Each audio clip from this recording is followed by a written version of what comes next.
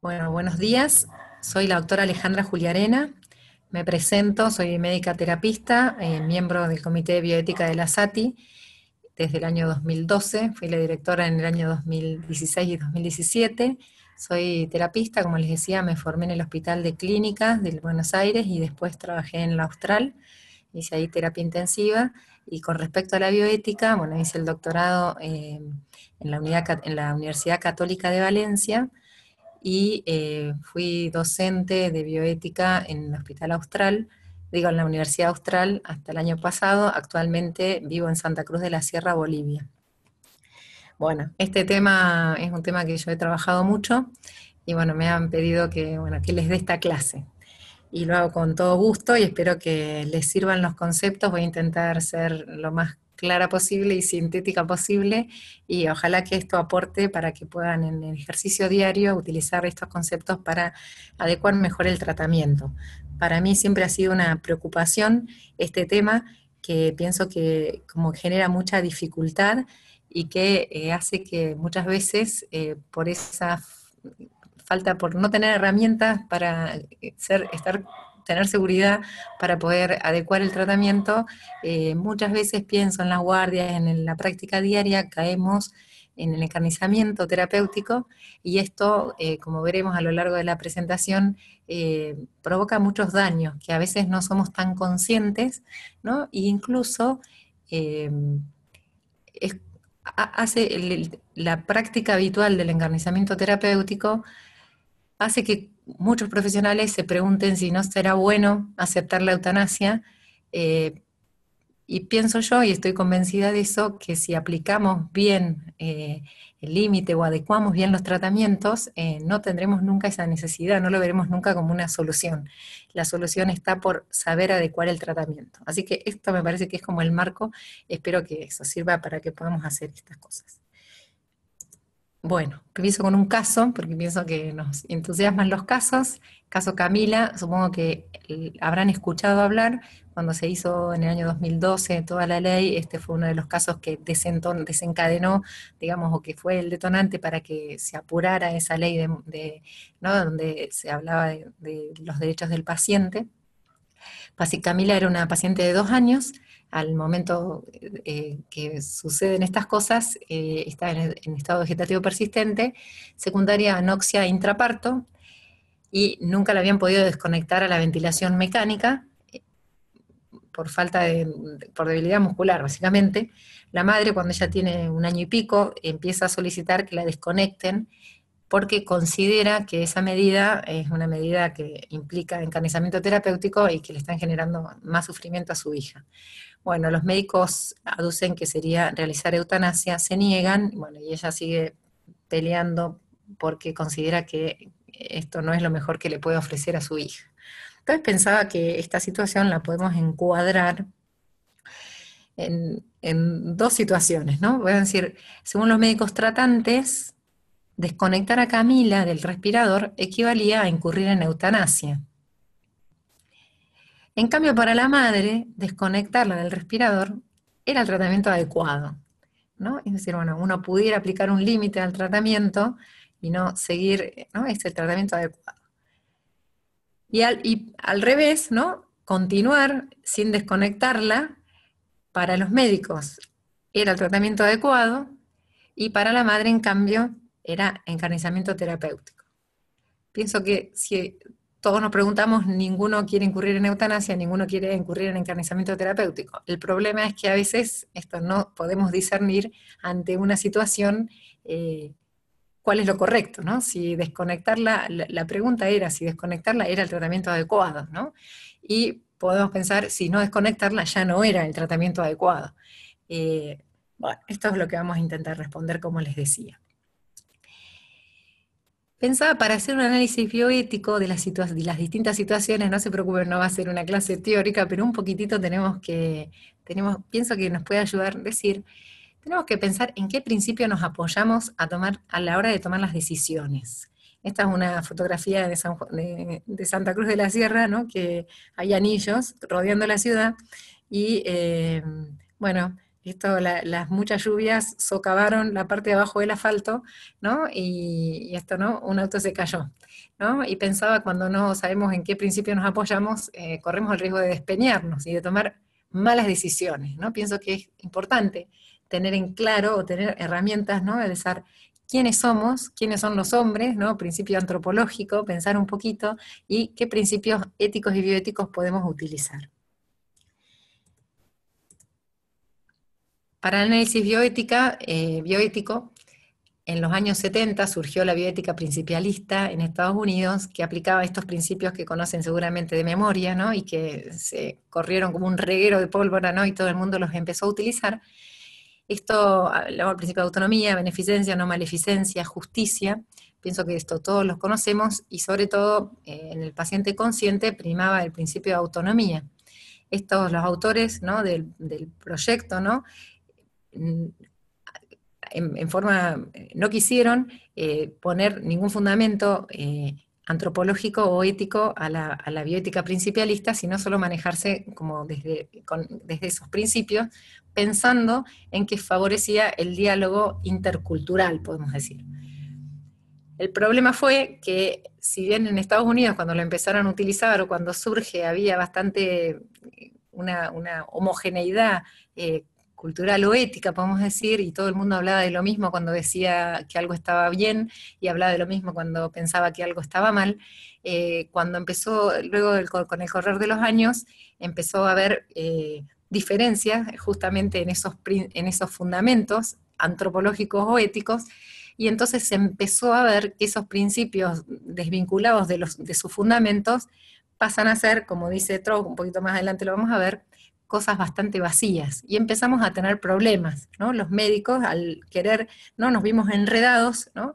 en el respeto a la autonomía, eso desvinculado de toda relación con el bien, podemos decir.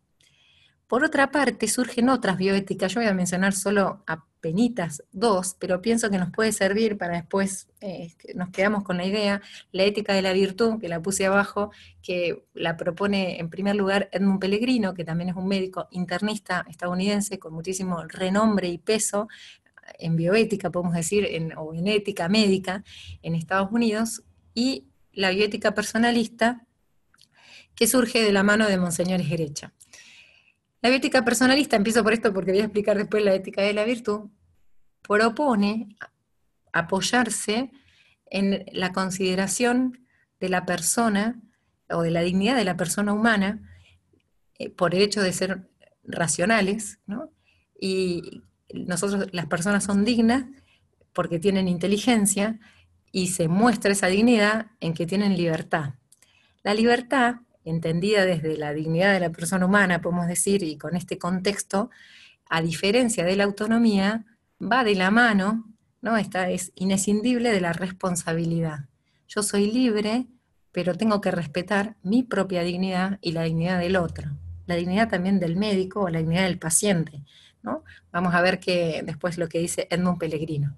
Entonces le agrega a la autonomía, pensar desde el lado de la libertad, esa responsabilidad o ese cuidado de la dignidad. Si autónomamente me piden algo que no respeta la dignidad humana, es algo que no se sale, no tengo que respetar la autonomía a ultranza, podemos decir, sino que tengo que ver si está vinculado o si esa autonomía respeta a su vez la dignidad, ¿no? La dignidad el respeto de la dignidad se pone como fundamento.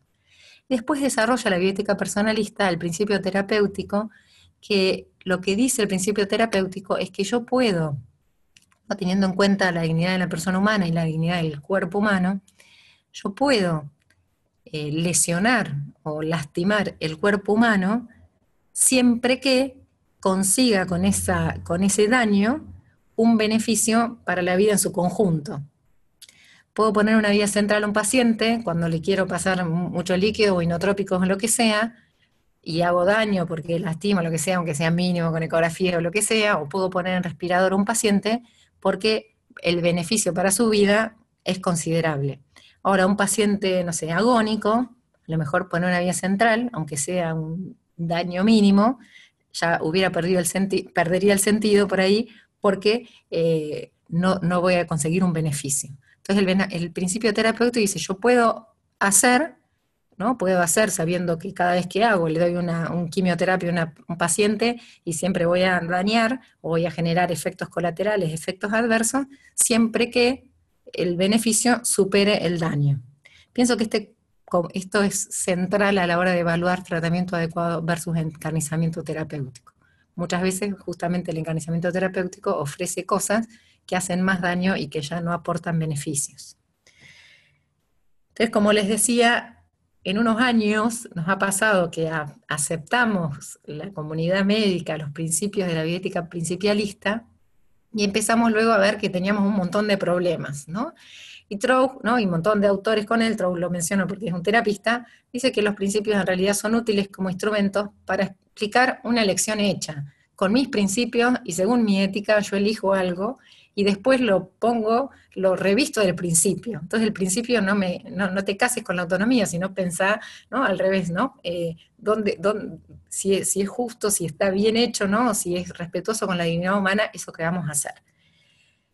Entonces empezamos a aprender que nos podemos correr un poquito de los principios, ¿no? Porque nos estaban generando daño. Hemos tenido muchos problemas, malestar en los profesionales, dificultad a la hora de la toma de posición responsable de los médicos, respeto a la autonomía, entonces usted quiere esto, yo se lo hago, pero quizá, bueno, esto no, yo tendría que ser más responsable, es decir, esto no respeta su dignidad o esto no respeta la dignidad de su paciente. Los familiares y pacientes se vieron privados de los consejos profesionales, porque los profesionales empezaron a pensar, esto es una falta de respeto a la autonomía si yo le doy mi consejo. Bueno, hay toda otra corriente, ahora vamos a ver, que dice, no, vos estás en mejor condición para saber a lo mejor qué conviene hacer en esta circunstancia, cuál sería el tratamiento más proporcionado, ¿no? Después el paciente también elegirá según quién es, vamos a ver más adelante. Y la medicina se tecnificó, digamos, con ese respeto de la autonomía en forma absoluta. Edmund Pellegrino, como les decía, y con esto termino este recorrido un poquito por las bioéticas, hablaba de la bioética de la virtud, y él se para diciendo, la medicina tiene una identidad, ¿no? Nosotros somos médicos y queremos como procurar la salud o la sanación de nuestros pacientes, ese es el fin de la medicina. Y a eso, teniendo en cuenta ese fin, es como que con respecto a ese fin podemos juzgar las acciones que hacemos y podemos considerar si respetan o no el fin de la medicina. Un poquito ahí nos corremos, independientemente de lo que yo quiera autónomamente o el paciente quiera autónomamente, respeto, como decir, bueno, el encuentro clínico está modulado o está encuadrado en que yo soy médico y tengo un paciente delante, y que la medicina tiene un fin, ¿no? Y que ese fin es la curación, el cuidado, la sanación. Pellegrino remarca mucho, ¿no?, que el encuentro clínico es un encuentro entre dos personas, entre dos conciencias. Esto, como les decía antes, a veces la invocación de la autonomía hacía correr al médico como actor moral, ¿no? Es decir, bueno, me lo pide, yo lo hago, pero yo que soy médico, también es mi conciencia la que tengo que poner en juego. Entonces decir, bueno, esto considero que es un tratamiento adecuado, esto considero que no lo debo hacer. O sea que no puedo retraerme de ese pensar y hacer valer, sí, hacer valer mi opinión o mi juicio, ¿no?, valorativo sobre una situación. Pellegrino también llamaba la atención, ¿no?, de que el bien del enfermo no solamente incluía el bien médico, que es lo que a veces decimos, bueno, que viva, entonces le pongo nora hasta el último segundo, y no le puedo sacar la nora, no se sabe por qué, o no le puedo, no sé qué, cortar nada. El bien médico lo pone en cuarto lugar, y antes por arriba pone el bien del enfermo como persona, que yo lo respete, que las cosas que hago sean dignas, que tenga un buen trato, que esté cuidado. La percepción de su propio bien por el paciente. Cada paciente, quizá un paciente dice, yo prefiero que esto, no sé, prefiero vivir, no vivir vinculado a un respirador, un paciente con ELA terminal, o un paciente con Alzheimer dice, yo no quiero que después me lleven y que me pongan sonda y que termine años con una sonda nasogástrica alimentándome, ¿no? La percepción del propio bien por el paciente. Y por arriba de eso el bien espiritual. Por lo cual pone todas estos factores, podemos decir, o estos elementos, ¿no?, el bien espiritual, la percepción del propio bien, el bien del enfermo como persona, por encima incluso del bien médico. Una referencia, ¿no? A veces cuando nos caemos en el encarnizamiento, justamente muchas veces lo que se ve es que lo único que se está tomando en consideración es el bien médico, ¿no? Le sirve el antibiótico o la nora que le estoy poniendo y se la dejo, ¿no? Y si la saco, pareciera que incurro, no sé, en eutanasia. Y uno dice, bueno, quizás no estás teniendo en cuenta los otros aspectos que como médico tenemos que tener en cuenta. Como médicos tenemos que tener en cuenta. A modo de cierre, ¿verdad? Con esto, los príncipes Lausi fueron cambiando, podemos decir, por suerte, ¿no? Hemos podido reflexionar. Empezamos con un paternalismo médico que se pasaba, ¿no? Porque el médico hacía lo que quería o decía y el paciente solo aceptaba la decisión del médico. Nos fuimos al otro extremo de respeto absoluto de la autonomía del paciente, sin consejos y sin nada. Y ahora estamos pensando, ¿no? Un neopaternalismo en el que volvemos a poner el médico en la posición del que aconseja porque sabe, porque tiene elementos con respecto a la ciencia que él maneja, ¿no? Que no le va a aconsejar al paciente sobre si se casa o no se casa, sino este tratamiento te conviene o no. Yo ya he visto 20 pacientes y no tengo la carga emocional que tienen los pacientes. Por lo cual, vuelvo a poner al médico en la condición del que aconseja, pero teniendo en cuenta lo que el paciente y la familia quieren. No, no es el paternalismo por ahí anterior que el médico decía y sin mirar, es el yo digo y así se hace, sino que el médico aconseja, pero deja lugar a que el paciente claramente que conoce quién es y su historia, decida, ¿no? Pero sí aconseja. Esto ponía, último momento, quieren estar al tiro, ¿no? Ser modernos, ¿no? Neopaternalismo, ¿no? Ni respeto a la autonomía que ya está pasado de moda.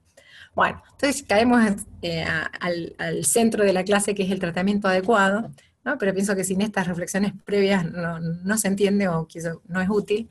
Tenemos que preguntar qué es el tratamiento adecuado, cuál es, ¿no? ¿Qué proceso es necesario para discernir, para encontrar, descubrir un tratamiento adecuado? ¿Quién o quiénes deciden cuál es el tratamiento adecuado y para quién? ¿No? Y ¿quién decide y para quién? ¿No? Es decir, el tratamiento adecuado para una persona no será el tratamiento adecuado para otro, ¿no? Y también pensar, bueno, ¿quién tiene que decidir? ¿No? Tiene que decidir, por un lado, el médico que atiende, ¿no? Y también hay que incluir al médico de cabecera, hay que incluir al cirujano, hay que incluir a los otros profesionales que están trabajando, a los kinesiólogos, ¿no? A los enfermeros, ¿no? Hay que incluir quién decide y para quién, ¿no? ¿Quién es el paciente, ¿no? ¿Quién es el paciente y quién es su familia? Esas son cosas que no podemos, no es como una listita de tratamientos adecuados. Si tiene, no sé, neumonía con esto le toca. No, es una persona con neumonía, con una familia, con un médico de cabecera, que tienen toda su experiencia y todos tienen la posibilidad o es necesario que participen. Otro caso, para que no se me maten, ¿no? El caso Jerica Bolem, no sé si escucharon, en el año 2016, en el 21 de septiembre del año 2016, Jerica Bolem decidió que no iba a conectarse más al respirador. Ella tenía 14 años, tenía atrofia muscular espinal tipo 2, la habían diagnosticado a los 8 meses, había tenido a lo largo de su vida 38 cirugías, ¿no? Por problemas osteoarticulares, muchísimo dolor 8 en 10, 9 en 10, permanente a pesar de los analgésicos, ¿no? La madre era enfermera, madre soltera, vivió toda su vida para ella, y en un momento Jerica le dice a su madre, ¿no? Que ya no quería más, ¿no? Entonces le propone disfrutar el último verano, el 21 de septiembre empieza el otoño para el hemisferio norte, y ella dijo, bueno, disfrutamos el último verano juntas y ya está, yo ya no aguanto más, ¿no? La madre se cuestiona, es decir, si yo no acompaño en esto a mi hija no va a poder hacerlo, porque claramente a su hija le costaba saber que la dejaba sola la madre, que había dado su vida por cuidarla, ¿no? Entonces la madre en un momento se da cuenta que la tiene que acompañar en eso, ¿no? Y esto, ¿no? El 21 de septiembre, esto, ¿no? Eso ya estaba más de 12 horas conectada al respirador por día, ¿no? Por toda la debilidad muscular que tenía. Bien, esto podemos pensar algunas personas, eh, ¿no? De incluso pacientes o la Asociación de Atrofia Muscular Espinal, como que lo vieron esto como una eutanasia y le decían que no, ¿no? y la madre decía, no, yo realmente pienso que esto no, que esto ya, seguir conectándola al respirador, ya, y con ese dolor y con todo lo que ella había pasado y tenía por delante, ya era demasiado, ¿no? Y bueno, ¿cuál es el tratamiento adecuado? Esto, capaz las imágenes son medias así, no sé, no son las mejores, ¿no? Pensaba, no, ni tampoco, no es tan adecuada la imagen en el sentido de lo que evoca, ¿no? Ni tampoco ni tanto, ¿no? Nosotros tenemos que buscar el punto medio, ¿no? El tratamiento adecuado no es a veces más o menos, ¿no? Es otra cosa, es qué tipo, ¿no? La calidad, pero bueno, salvando la imagen, ¿no? Ni menos ni más, podemos decir, ¿no? Pienso que también acá el más no se representa con toda su gravedad. Quería buscar una persona que estuviera agobiada por un gran peso, ¿no? Eh, o aplastada por un gran peso, ¿no? Aplastada por el peso del tratamiento. Bueno, no encontré, esto es lo que más, pensé, lo más parecido a la imagen que quería mostrarles, ¿no? ¿Cuál es el tratamiento adecuado? Importa mucho no pasarnos, ¿no? No pasarnos, ni por de menos ni por de más. Por de menos implicaría abandonar al paciente, no hacer lo que podemos hacer por él, ¿no? Y puede ser signo de desidia o de no querer ocuparnos, y por demás, ¿no? Sabemos también esto, ¿no? Que generamos mucho daño, ¿no? Tratamiento adecuado, para encontrarlo tenemos que comunicarnos, ¿no? Los tres actores acá que tienen que estar presentes, ¿no? El equipo de salud, la familia y el paciente. No podemos encontrar el tratamiento adecuado sin tener en cuenta a estos tres grupos de actores, podemos decir, ¿no? Porque la familia pueden ser muchos, el equipo de salud también, el paciente habitualmente es uno solo, ¿no? Eh, bueno, y es necesaria una comunicación fluida, asertiva. Ya van a tener clase de comunicación con Maggie y Maridel, que son unas genias en esto. Bueno, ya me quedo con esto, ¿no? Pero no sé, si uno no se comunica con la familia y el paciente, el tratamiento adecuado no se hizo, porque necesito esto, ¿no? De poder pensar, que cada uno aporte su visión y que juntos encontremos ese tratamiento.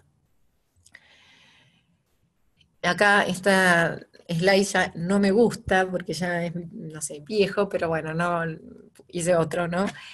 Pero es esto lo mismo, ¿no? Un poquito la conciencia de que el límite, ¿no?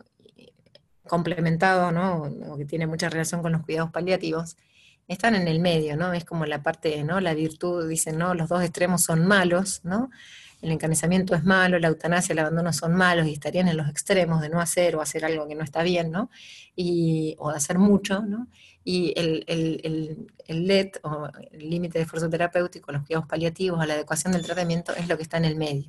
Y a veces cuesta discernir, ¿no? Y a veces nos vamos un poquito para un lado y un poquito para el otro. Pienso que después también con la experiencia nos vamos dando cuenta, ¿no? Esto es un proceso también de aprendizaje. Una vez uno dice, bueno, yo hice esto pensando que estaba bueno, después me di cuenta que a lo mejor fue encarnizamiento, ¿no?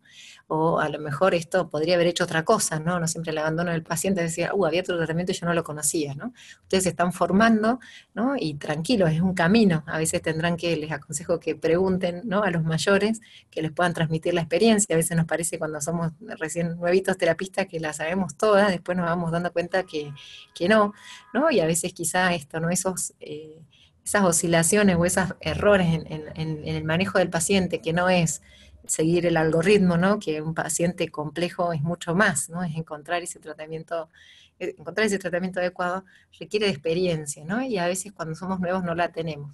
Quizá a veces no tenemos tampoco quien nos sirva tanto de tutor, ¿no? Si lo tenés, aprovechalo, ¿no? Y pensar eso no es ser menos, sino ser más, ¿no? Capacitarse o estar preparados o elegir mejores tratamientos.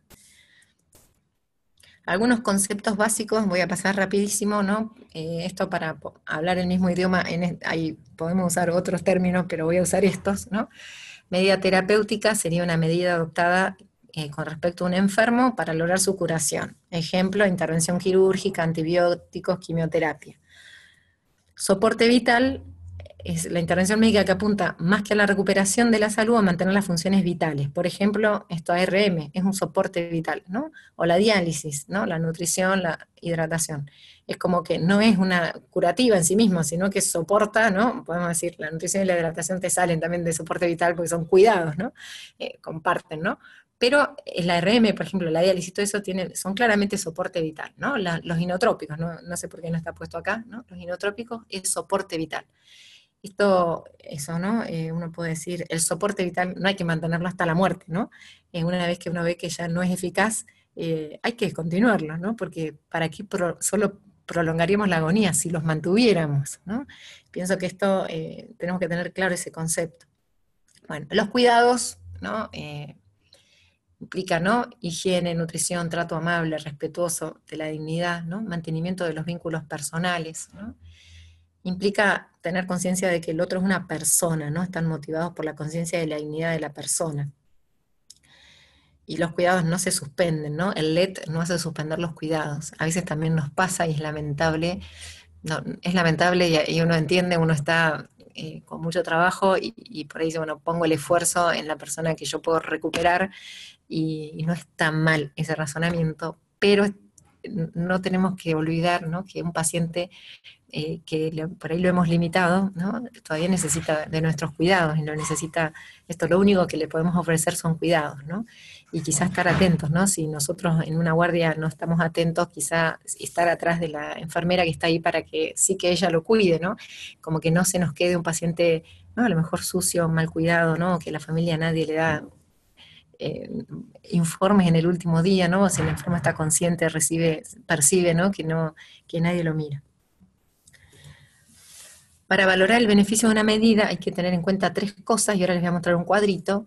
La eficacia clínica, que es lo primero, la carga para el paciente, que es lo segundo, no menos importante. ¿Qué piensa el paciente de ese tratamiento que le vamos a aportar, o qué le va a aportar, o qué daño le va a traer, ¿no? Consigo? Y después la aplicabilidad del tratamiento en función de la disponibilidad de los recursos sanitarios. Estamos en Argentina, ¿no? En la realidad a veces no tenemos todo, ¿no? Y a veces la familia, quizá para una familia es un peso enorme que no le podemos pedir algún tratamiento que a lo mejor en otro medio o en otro lugar a lo mejor es algo, ¿no? Ordinario. Hay que pensar también, ¿no? En el peso que le ponemos, ¿no? A la sociedad y a la familia. No es esto pensar que hay gente que no merece, ¿no? Los mejores tratamientos, ¿no? Pero bueno, es una realidad, ¿no? Que no en todos los hospitales hay todo y a veces uno podrá luchar porque alguno, ¿no? El otro día nos decía Laura Vidal, que vive en Jujuy, tenía un paciente con una lesión espinal, ¿no? En C3 o C4, ¿no? Entonces ella se desesperaba porque no conseguía, ¿no? Las cosas que a lo mejor en otros centros tenían, ¿no? Bueno, cada uno tiene que dar lo mejor en el lugar donde está, ¿no? También por ahí ser motor de cambio, pero eso también es ser consciente, ¿no? De la limitación a veces de los recursos. El primero que hay que considerar, decíamos, es la eficacia. Si una intervención no es eficaz, no tiene sentido su aplicación y no hay que ofrecerla.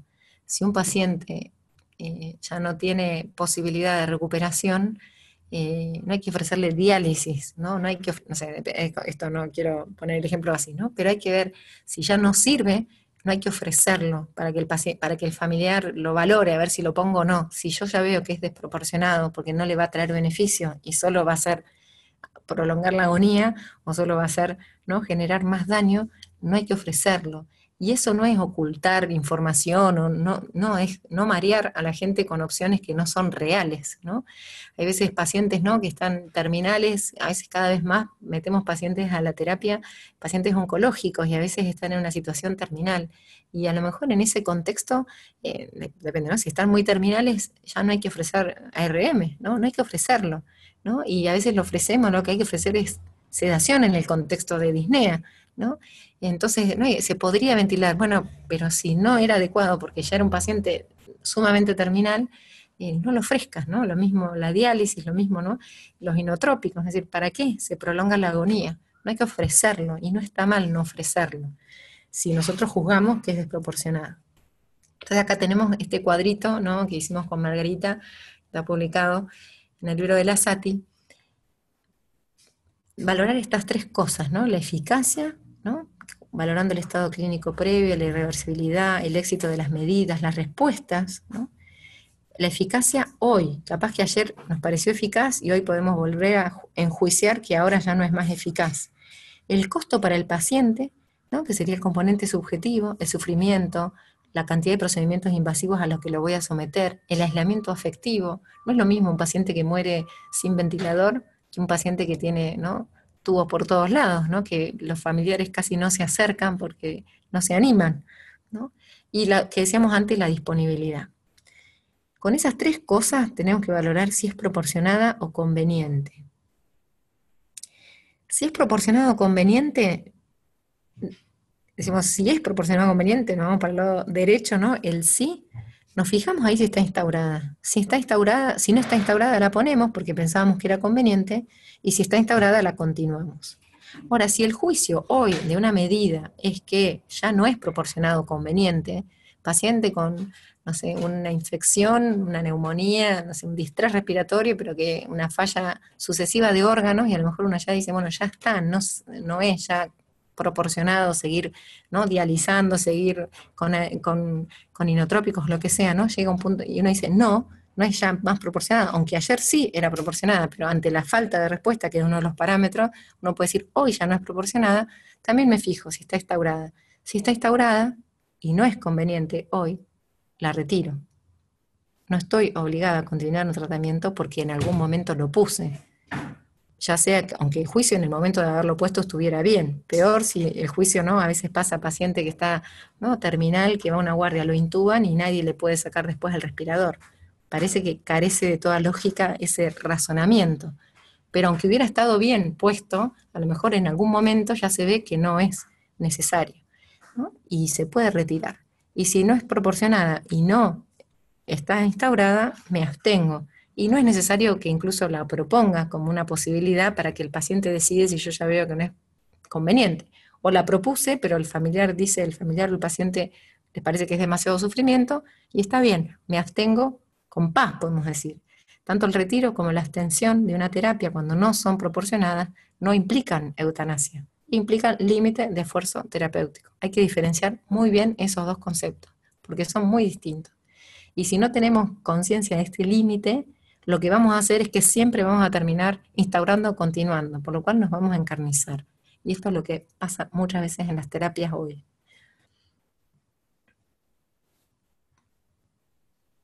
Como definición, pienso que esto tampoco importa tanto, ¿no? Pero bueno, es la decisión, el límite de la no implementación o la retirada de medidas terapéuticas al anticipar que no conllevarán un beneficio significativo al paciente.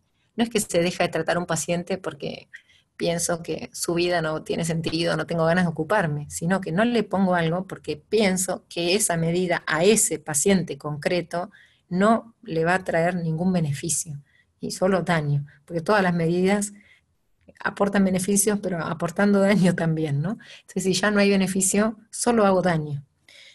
Esto, si los ponemos en la biótica personalista, ¿no? Estoy violando el principio terapéutico. Solo puedo hacer daño si voy a generar un bien mayor para el enfermo. Si ya no genero ese bien, ya no tengo derecho a generar ese daño. Entonces, el límite tiene dos componentes: una acción, no implementación o retiro, no implementación o retiro de medidas terapéuticas o de soporte, y un motivo, ese juicio sobre los beneficios que la intervención va a traerle al enfermo. Acá quiero hacer esto, bueno, voy a seguir un poquito. Bueno, sigo un poquito y después vuelvo a eso. La decisión del tratamiento adecuado es personalísima. Como les decía, no hay una lista, es decir, acá qué tengo que hacer. En cada caso hay que juzgar como el contexto, ¿no? La situación clínica, quién es la familia, dónde estoy, un montón de cosas, es personalísimo. En cada caso hay que adecuar, ¿no? Personal, ¿no? Como un personal training, ¿no? O sea, no se puede hacer algo para todos, es algo personal, ¿no? Influyen en el proceso y en los tiempos, y acá tranquilos, ¿no? La patología, ¿no? No es lo mismo un paciente, no sé, un paciente, el paciente, la familia y los profesionales. Entonces, no es lo mismo por ahí un paciente joven que tiene una neumonía y empieza a claudicar sucesivamente sus órganos, y a veces uno dice, qué difícil que es limitar eso, ¿no? Y muchas veces se tarda, porque hasta que uno llega a la conclusión, me tengo que convencer primero de que no va a ser eficaz la terapia, y después recién le empiezo a soltar la mano, ¿no? Y también el familiar se tiene que convencer de lo mismo, ¿no? Que distinto es a lo mejor un paciente, no sé, con más o menos años, pero con una patología crónica terminal que ya está aceptada, que entonces eso por ahí es más fácil, limitarlo rápido. ¿no? La patología, también sabemos cuando es patología quirúrgica, una cirugía electiva, muy difícil para el cirujano decir, bueno, hasta acá llegué, ¿no? Piensen ustedes, ¿no? Si hubieran intervenido un paciente, uno a veces nos pasa, ¿no? Hicimos una vía central y si ese paciente le llega a pasar algo, una complicación de la vía central, nosotros queremos salvarlo a toda costa. Bueno, lo mismo le pasa al cirujano, sabernos meter en esa y ser, ¿no?, respetuosos también de que cada uno tiene un papel diferente también ¿no?, un rol diferente en el equipo de salud y hay que respetar a todos, ¿no? No es lo mismo cuando el paciente quizá es la mamá y tiene chicos chiquitos y uno se desespera, ¿no? Porque parece que ese paciente esto no se puede morir, ¿no? O esto que sean los profesionales, ¿no? Cuando hay distintas patologías, ¿no? Parece que cuando no es culpa nuestra, es más fácil a lo mejor ser más objetivos y decir hasta acá llegamos. Cuando nosotros intervenimos es más difícil, ¿no? Bueno, todo esto, todas estas cosas, hay que saber que a veces quizá el límite se tarda un poquito más en tomarlo y a lo mejor uno dice, bueno, un poquito de encarnizamiento hubo, creo que hay que luchar para que haya menos, lo menos posible, pero quizá tampoco se pueden apurar los tiempos de modo que se lesione la conciencia de alguno que quede como no pensando en que no se hizo lo suficiente, ¿no? Aunque hay que ayudarlos también con formación, ¿no? Para que quizá hay gente que nunca quiere parar y bueno, a lo mejor hay que ayudarlo a que se vea que se puede parar, ¿no? Pero también como que cada uno pueda hacer como el proceso de aceptar las cosas, ¿no? Con su tiempo, a lo mejor unas horas más, unas horas menos, es menos daño que un profesional quede lesionado o que un familiar piense que no hizo todo lo posible por su madre que se murió, ¿no? Y a lo mejor eran unas horas para que se convenciera de que ya está, que ya no había que hacer más. Lo mismo con un profesional, ¿no? O sea, ¿no? En respecto a los familiares es porque el ser querido y no tienen otro papá o otra mamá, ¿no? Pensando en los pacientes, en los profesionales, cuando se dan, las situaciones son repetidas, porque uno está todos los días, ¿no? Entonces una persona que le pasa a menudo, ¿no? Que tiene esto, ¿no? Que piensa que no hizo todo lo posible o que se está encarnizando, lo que sea, bueno, tiene mucho alto nivel de estrés moral, ¿no? Que hace que muchas veces dejen la profesión, ¿no? Entonces tenemos que cuidar, ¿no? Que a lo mejor por un ratito o a veces es explicar mejor, tomarse el tiempo de decir si está la enfermera y no entiende lo que vamos a hacer, no entiende que hay que limitar, explicarle, ¿no? Tomarnos el tiempo de explicar, porque si no después eso, ¿no? Lesionamos a todos los actores. Bueno, participación de la familia, esto claramente, ¿no? El paciente y la familia son expertos en su humanidad. Hay que dialogar con la familia, dialogar más en lugares adecuados. Esto ya lo van a ver con Maggie y Maridel. Con respecto a la diferencia entre retiro y abstención, ya voy terminando, son los últimos, les prometo. Con respecto a la diferencia entre retiro y abstención, éticamente, como veíamos en el cuadrito, ¿no? La diferencia es una medida que se considera ya no proporcionada o no conveniente. Si está, la retiro; si no está, me abstengo de ponerla. O sea que diferencia ética no hay ninguna, ¿no? Vincent dice, ¿no? Que es mejor el retiro que no instaurar, porque dice, si nosotros no podemos retirar, vamos a tratar a muchos menos pacientes. Viene un paciente con un cuadro grave, le pongo todo y después si no responde, falta de respuesta, retiro.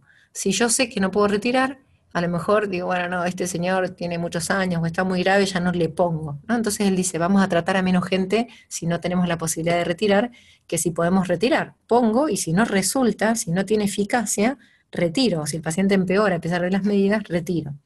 Es igual.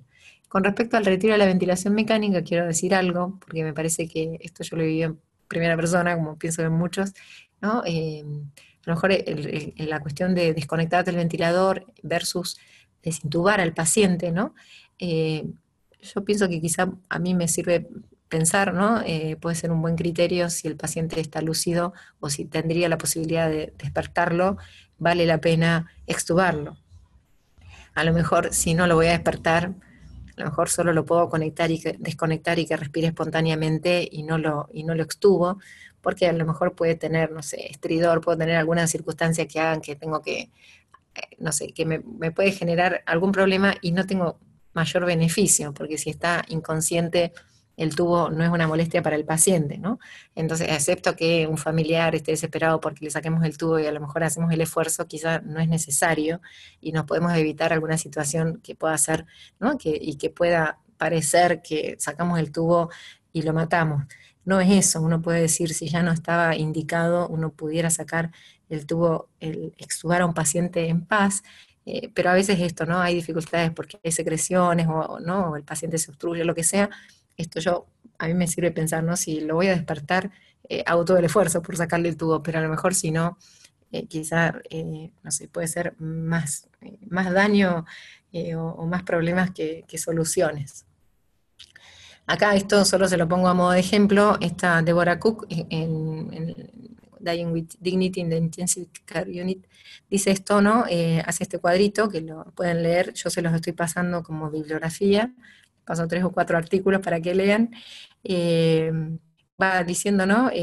Las diferentes consideraciones con respecto a cada una de las terapias, ¿no? Discontinuar la diálisis, ¿no? Que puede hacer, ¿no? Y cuál puede ser el beneficio y cuál el riesgo, ¿no? Pienso que puede ser útil tenerlo también en la cabeza para decidir las medidas individuales, cuáles discontinuar y cuáles a lo mejor da lo mismo, ¿no? Y termino, ahora sí, con esto, termino de verdad, ¿no? Estaba buscando solo quería poner Primum non nocere, me encontré con esta diapositiva buscando, ¿no? Del doctor Bencassetesal, lo dejé, ¿no? Pienso esto, ¿no? El mayor daño en el mundo para los profesionales de salud es la presión para investigar, prescribir, intervenir en no inexistentes o futiles desórdenes críticos, clínicos y enfermedades, ¿no? El peor peligro, ¿no? En el mundo es esto, ¿no? Es prescribir, intervenir en cosas futiles. A mí me gusta hablar más de encarnizamiento terapéutico en vez de futilidad, porque futilidad es algo como inútil, ¿no? En cambio, encarnizamiento, ¿no? Es como exagerar en algo y hacer daño, ¿no?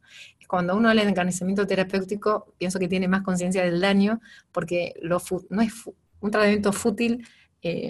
Quizá hablar de un tratamiento fútil esconde el daño que se hace, ¿no? Al mantener un tratamiento fútil, al prolongar una agonía, ¿no? Entonces prefiero esto, ¿no? Primero, no hacer daño, ¿no? Eh, bueno, termino con esto, espero que les haya servido, ¿no? Y que podamos tener alguna herramienta más, o puedan tener una herramienta más para intentar adecuar mejor y antes más y mejor los tratamientos. Buenas noches.